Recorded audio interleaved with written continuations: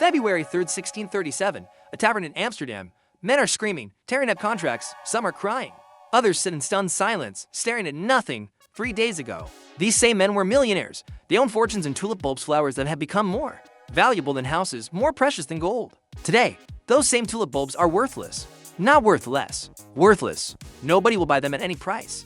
This is the story of the greatest financial bubble in history and how it all came crashing down in just 72 hours. This isn't a story about flowers. It's a story about human psychology, greed, panic, and how markets can go from euphoria to annihilation in the blink of an eye. And here's what should terrify you. The same patterns that destroyed these Dutch traders in 1637 are playing out right now in crypto, in stocks, in real estate. The names change. The technology changes, but human nature, that never changes. Let's go back to the beginning. Let's understand how ordinary Dutch citizens, weavers, bakers, farmers convinced themselves that flowers were worth more than houses. And then let's watch it all collapse in 3 days. To understand the collapse, you first need to understand the bubble. And to understand the bubble, you need to understand the Dutch Republic in the 1630s. This was the richest place on earth. The Dutch had just won independence from Spain. They controlled global trade ships to Asia, colonies in the Americas, banking networks across Europe. Amsterdam was booming. New wealth was being created faster than anyone had seen before. Merchants were getting rich. Even ordinary craftsmen were making good money. And when people get rich, they want to display their wealth. Enter the tulip.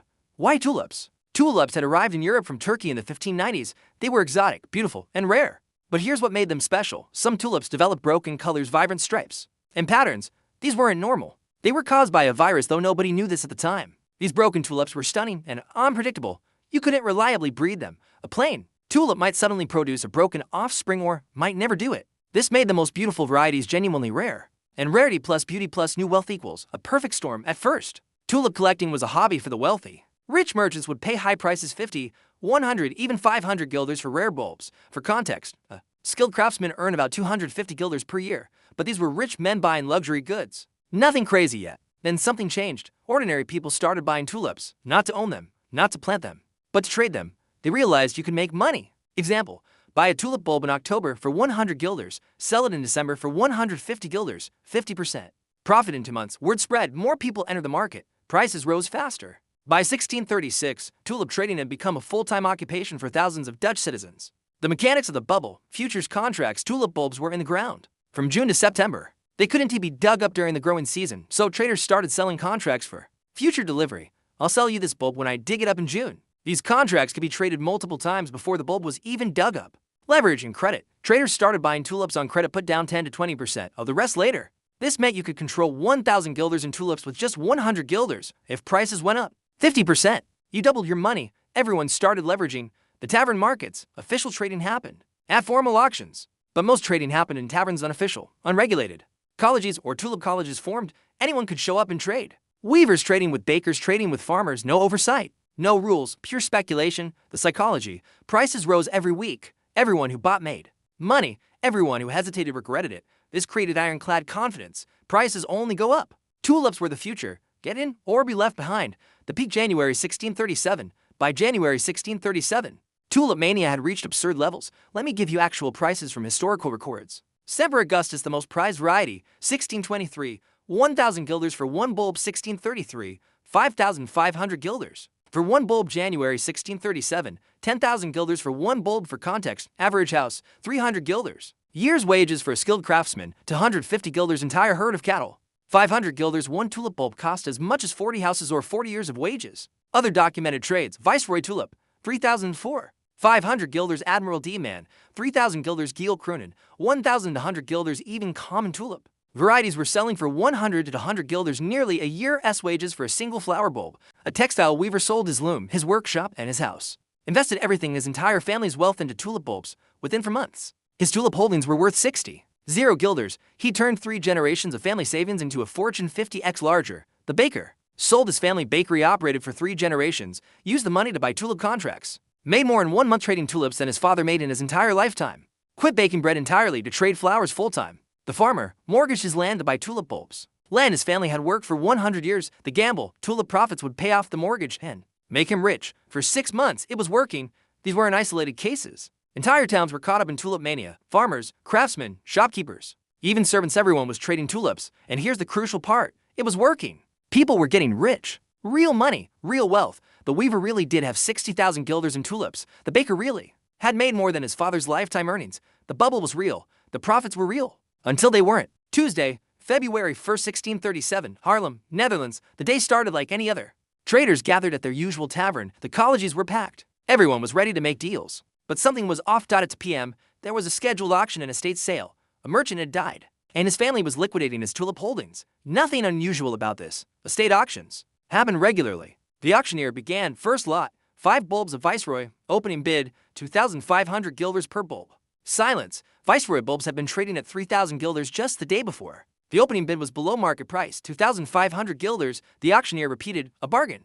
More silence, 2,000 guilders. Finally, someone bid, 1,800 guilders per bulb. The lot sold at 1,800 to 40% below the previous day's price. The realization, the room went quiet. Everyone was doing the math. If Viceroy bulbs could only fetch 1,800 guilders in a real auction when actual money changed hands, what did that say about the 3,000 guilder prices people were quoting in tavern trades? The auction continued, item after item. Sold below market prices. Admiral bulbs, 2,100 previous price, 3,500.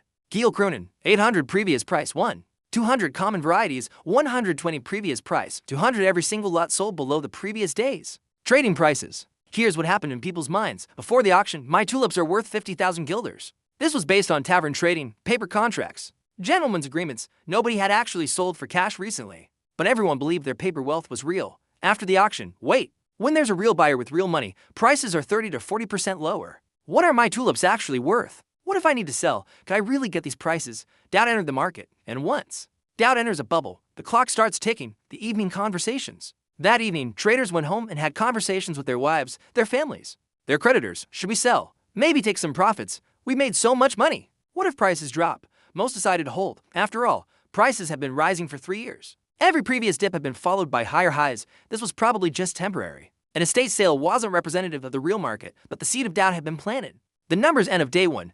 Let's look at one trader. We'll call him Hendrik, a former weaver. Hendrik's portfolio. Morning of February 1st, 3 Semper Augustus bulbs, 30,000 guilders, 10,000 each, 12. The Viceroy bulbs, 36,000 guilders, 3,000 each, 50 common bulbs, 10,000 guilders to 100 each. Total, 76,000 guilders. Hendrik's portfolio. Evening of February 1st after auction, 3 Semper Augustus, 30,000 guilders, no sales data. So assumed unchanged. Well, Viceroy, 21,600 guilders. Based on auction, 1,800 each, 50 common bulbs, 6,000 guilders based on auction, 120 each total. 57,600 guilders. 1 day loss, 18,000 for 100 guilders, 24% decline. But here's the thing, Hendrik didn't sell. Nobody sold, because it was just paper losses. His bulbs were still in his cellar. They were still rare, still beautiful. Tomorrow, buyers would return. This would pass. Everyone went to bed believing this was temporary. They were wrong. Wednesday, February 2nd, 1637, Amsterdam. The taverns open at 7 a.m. Usually by this time,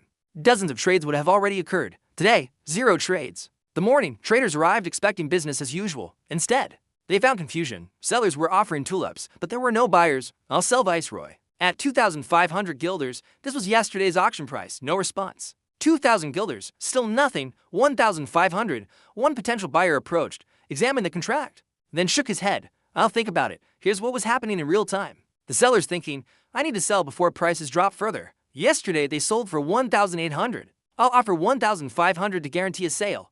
I'll take less profit, but at least I'll lock in gains. The buyer's thinking, if he's desperate to sell, prices must be dropping. If I wait, I'll get an even better price. Why buy today when tomorrow will be cheaper? Maybe I shouldn't buy at all. This created a death spiral. Desperate sellers gives lower prices gives fewer buyers. Buyers gives more. Desperate sellers repeat. By 10 a.m., word had spread to other cities. In Haarlem, a trader tried to sell Admiral bulbs at 2,000 guilders, down from 3,500 days ago. No buyers. In Utrecht, someone offered Semper Augustus at 7,000 guilders, down from 10,000. No buyers. The problem wasn't the price. The problem was that nobody wanted to buy at any price. Because if you bought today, you might lose 50% tomorrow. So why take that risk? By 2 p.m., the panic was visible. Traders were offering tulips at half of yesterday's prices. Still no buyers. Someone offered to trade a rare Viceroy bulb for a horse and cart. The horse trader laughed. I don't want your flowers. Think about this. A week ago, that bulb was worth 3,000 guilders. Now it couldn't be traded for a 300 guilder horse. Then things got worse. Creditors started showing up at the taverns. Remember, most traders had bought tulips on credit. They owed money to lenders. With tulip contracts as collateral, the lenders were getting nervous. I need my money. One creditor announced to a room full of traders, anyone who owes me, I want payment within 1 week, or I'm seizing your collateral. Multiple traders owed this man. Money. They borrowed against their tulip holdings. If they couldn't sell their tulips, they couldn't repay their loans. And if they couldn't repay their loans, the creditor would seize everything: their homes, their shops, their physical possessions. This created another cascade. Traders must sell tulips to repay loans, but nobody will buy tulips. So, traders can't repay loans, so creditors seize assets, so traders become even more desperate to sell, which drives prices even lower, which makes buyers even less willing to buy. Let's return to Hendrik, our weaver turned trader. Morning of February 2nd, portfolio value, 57,600 guilders. After yesterday's decline, still massive wealth. Evening of February 2nd, best available prices. Semper Augustus, maybe 5,000 guilders, no actual sales, pure speculation. Viceroy, 1,000 guilders based on failed offers during the day. Common bulbs, 50 guilders. If anyone would even buy estimated portfolio value, 30,500 guilders. Today loss from peak, 45,500 guilders, 60% decline. But here's Hendrik's real problem. He borrowed 8,000 guilders to buy some of his tulips. That loan is due in 3 weeks. He used his house as collateral. If he can't repay, he loses everything. He needs to sell tulips, but nobody's buying. That night, all across the Netherlands, traders have the same realization: this isn't a dip.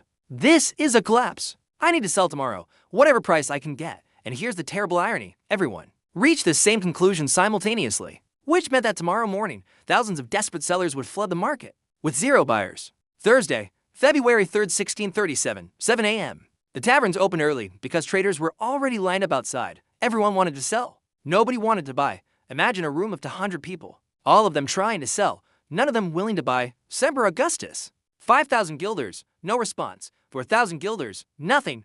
3,000, silence. One trader, panicking, screaming, "I'll give you a Semper Augustus for 1,000 guilders, for 500, for 100, someone, anyone." Nobody bid. Not at 100 guilders, not at any price, because everyone in that room was a seller. They all had the same tulip bulbs. They all needed to sell. But who was going to buy? The butcher, the shoemaker, the people who'd been smart enough to stay out of tulip trading. Those people looked at the panic and thought, "I'm not touching tulips." The total collapse. By 10 a.m., the market had completely frozen. There were no transactions. Not because of lack of sellers, there were thousands, but because of complete absence of buyers. When there are no buyers at any price, the price is 0. The tulip market had gone from prices only go up to no price at all in 3 days. Let's talk about what this meant for real people. Hendrik the Weaver, 3 days ago, worth 76,000 guilders. 250 years of wages now. Tulip bulbs worth essentially nothing, still owes 8,000 guilders in loans due in 3 weeks. Collateral, his house. Result, he loses his house. He loses his savings. He's worse off than when he started back to being a weaver, but now in debt. Jan the baker sold his family's 3-generation bakery for 12,000 guilders, bought tulips. Those tulips, now worthless. The bakery, sold, can't get it back. Result, family legacy destroyed. No bakery, no tulips, no future. Peter the farmer mortgaged his land for 15,000 guilders, bought tulip bulbs. Tulips, worthless. Mortgage, still owed, still due. Result, land seized. Family farm lost, generations of work, gone. The scale of destruction, this wasn't just a few foolish speculators, this was thousands of Dutch citizens. Entire towns had been caught up in tulip mania, and now entire towns were financially destroyed. Documented impacts. Hundreds of bankruptcies declared in February. March 1637, tavern keepers who'd hosted trading sued for facilitating gambling. Creditors tried to seize assets, but found borrowers had nothing left. Courts overwhelmed with contract disputes. Who owes what? Are tulip contracts enforceable? Social fabric torn apart. Neighbors suing neighbors. Families destroyed. Here's where things got even messier. Most tulip trades weren't formal contracts. They were gentlemen's agreements. Verbal promises made in taverns. Now, with tulips worthless, people asked, are these contracts enforceable? If I promise to pay 3,000 guilders for a tulip bulb in June, do I still have to pay? If the bulb is now worth 0, can I void the contract? What about loans taken against tulip collateral? The Dutch government and courts had to step in. Their decision: tulip contracts are voidable at the discretion of the buyer. This meant if you'd agreed to buy tulips but hadn't paid yet, you could walk away. If you'd sold tulips but hadn't been paid yet, too bad. The buyer can void the contract. This destroyed sellers even more. Not only were their tulips worthless, but contracts they'd counted on were void. You might be wondering, how did a market that had been rising for 3 years collapse in 3 days? Here's the mechanism. Stage 1, the illusion of liquidity. Everyone believed they could sell anytime. Prices were always rising, therefore holding tulips felt safe. You could cash out whenever you wanted. Stage 2, the first crack. One auction shows lower real prices. Some people think, maybe I should sell, but most hold. Stage 3, the rush to the exit. More people try to sell. They discover no buyers. Panic sets in. Everyone tries to sell simultaneously. Stage 4, the liquidity trap. Turns out you can only sell if someone wants to buy. When everyone is selling, nobody is buying. Liquidity was an illusion. The exit door was big enough for 100 people. 10,000 people were trying to get through it. This is the nature of bubbles. They rise slowly, one buyer at a time. They collapse instantly. As all sellers rush for the exit together, Hendrik's final position. Let's close Hendrik's story. Peak January 1637, net worth 76,000 guilder status, wealthier than guild masters and merchants. Living in a canal house, wife planning Italian furniture February 3, 1637. Tulip value, approximately 0 guilders can't sell at any price. Debts, 8,000 guilders due in 3 weeks. House, about to be seized. Job, back to weaving if he can get work. Net worth, minus 8,000 guilders from plus 76. 0 to minus 8,000 in 3 days. Not just broke, worse than broke. In debt, ruined, and he wasn't alone. Thousands shared his fate. The Tulip Mania collapse of 1637 became the first well-documented financial bubble in history. But here's what's really interesting. The lessons from 1637 are still relevant today. In fact, they're playing out right now. The collapse had ripple effects across the Dutch economy. Courts, overwhelmed with thousands of contract disputes, most Tulip contracts declared unenforceable. Creditors couldn't collect on many debts. Legal battles lasted years. Many traders bankrupted. Some wealthy merchants lost fortunes. Working-class families destroyed. Social trust damaged. Who could you trust after this? But here's the surprising part. The Dutch economy overall barely noticed. Why? Because Tulip Mania was a side market. Yes, thousands of individuals were destroyed. But the real economy, shipping, trade, manufacturing continued. The Dutch Republic remained rich. Amsterdam remained a financial center. The Golden Age continued. The Tulip bubble was devastating to participants, but didn't crash the broader economy. This teaches us something important. Financial bubbles destroy individual wealth, but don't always destroy economies. Let's talk about why Tulip Mania happened and why it keeps happening. The bubble psychology, something new and exciting. Tulips were new to Europe, exotic, beautiful. Different created genuine excitement today. Crypto, AI, new technology. Early adopters make real money. People who bought tulips in 1634 to 35 really did get rich. This created proof it works. Their success attracted others. Today, early Bitcoin investors, early tech stock buyers. FOMO, fear of missing out. Everyone knows someone getting rich. If I don't buy now, I'll regret it. Psychological pressure to participate today. Same feeling watching others profit. Rationalization, participants created logical reasons why tulips were valuable. They're genuinely rare. Demand will keep growing. The Dutch are the richest people on earth. They can afford high prices today. Same rationalizations for whatever is bubbling. Leverage amplifies everything. Borrowing to invest multiplies gains on the way up, but also multiplies losses on the way down. Leverage turns mistakes into catastrophes today. Margin trading, leverage ETFs. Crypto leverage, greater fool theory. Eventually, buyers aren't buying for intrinsic value. They're buying because they think someone else will pay more. I know it's overpriced, but someone will pay more tomorrow. This works until it doesn't today. Meme stocks, NFTs. Speculative crypto, the collapse pattern. All bubbles collapse the same way, slowly. Then all at once. First crack gives panic, gives rush to exits, gives total collapse. Can happen in days or hours today. Flash crashes, crypto winter, bank runs. Tulip Mania wasn't unique. The same pattern is repeated throughout history. South Sea Bubble 1720. British stock speculation, government-backed company can't fail. Mentality collapse in months. Isaac Newton lost a fortune. I can calculate the motion of heavenly bodies, but not the madness of people. Mississippi Bubble 1720. French speculation in Louisiana colonies. John Law's banking scheme. Hyperinflation and collapse destroyed the French economy. Railway mania 1840s Britain. Railroads were revolutionary technology. Everyone invested in railroad companies. Most companies failed. Investors wiped out. .com bubble 2000. Internet was revolutionary. Any company with double quotes .com got funding. Valuations disconnected from reality. Collapsed in 2000 to 2000 to $5 trillion in market value. Destroyed housing bubble to 2008. Housing prices only go up. Easy credit leverage when it collapsed. Global financial crisis. Millions lost homes. Crypto bubbles 2017, 2021. Bitcoin to $20,000. Crash to $3,000 to 017 to 018. Bitcoin to $69,000. Crash to $16,000 to 0 to 1 to 0 to 2. This time is different. Many altcoins went to zero. NFT mania 2021 to 2022. Digital art selling for millions. You just don't understand. Most NFTs now worthless, exactly like tulips. Expensive JPEGs nobody wants. Lesson 1. Bubbles are obvious in hindsight. Invisible during. Everyone thinks this time is different. Rational arguments convince smart people. You can't see you're in a bubble when you're in it. Lesson 2. When everyone is selling, there are no buyers. Liquidity is an illusion. You can only sell if someone wants to buy. In a panic, the exit door is so small. Lesson 3. Leverage destroys. Borrowing multiplies losses, can turn recoverable losses into bankruptcy. Never leverage into speculative assets. Lesson 4. Markets can stay irrational longer than you can stay solvent. Just because something is overpriced doesn't mean it will crash tomorrow. Bubbles can last years. But when they pop, it happens fast. Lesson 5. Human psychology never changes. Greed, fear, FOMO, panic. These are constant. New technologies, same psychology. Study history to recognize patterns. Lesson 6. Intrinsic value matters eventually. Prices must relate to underlying value. A tulip bulb grows a flower, then dies. It has no cash flow, no earnings, no utility when the music stops. This matters. Lesson 7. Don't invest what you can't afford to lose. Hendrik lost his house. Jen lost his family business. Peter lost his generational farm. Never bet everything on speculation, so here we are. Nearly 400 years after Tulip Mania, and we're still doing the same thing. Different assets, different technologies, different rationalizations, but the same human psychology, the same greed, the same fear, the same panic. Right now, somewhere, a bubble is forming. Maybe it's AI stocks, maybe it's a new cryptocurrency, maybe it's something we haven't even heard of yet. And people are convincing themselves this time is different. This is revolutionary technology. Everyone who doesn't buy is going to regret it. The fundamentals support these prices. It's not a bubble. And you know what? Maybe they're right. Maybe this time really is different, but probably not. Because in 1637, Dutch traders thought tulips were the future.